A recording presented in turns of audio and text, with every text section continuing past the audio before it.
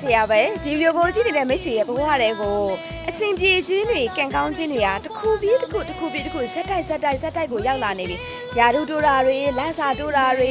ကိုလုံနေတဲ့အလုပ်တွေဟာ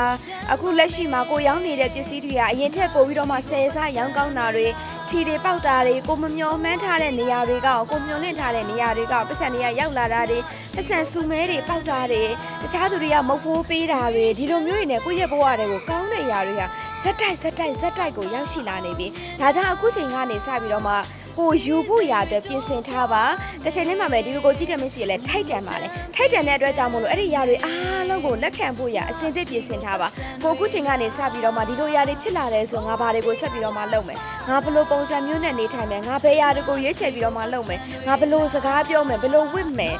ဘလို့မျိုးပတ်စံတွေကိုကြိုးရှိတဲ့နေရာမှာစီမံခန့်ခွဲပြီးတော့မှအသုံးချမယ်ဘယ်နေရာတွေမှာရင်းနှီးမြှုပ်နှံမယ်ဒါတွေအားလုံးကိုအခုတည်းကကြိုတင်စီစဉ်ထားပါဘာကြောင့်လဲဆိုလို့ရှိရင်ဒီလိုကိုကြည့်တဲ့မိတ်ဆွေအစင်သစ်ဖြစ်ဖို့ရတယ်လိုအပ်ပါတယ်အစင်သစ်ဖြစ်ပြီဆိုလို့ရှိရင်အဲ့ဒီຢာတွေအားလုံးကသစ်စီကိုရောက်လာပါလိမ့်မယ်ဒါကြောင့်ကိုကယုံကြည်နဲ့ဒီအရာတွေကိုပြင်ဆင်ထားပါယုံကြည်နဲ့လည်းဒီလိုဖြစ်လာမယ်လို့ခံယူထားပါကျေးဇူးတင်ပါတယ် You can do it you are hero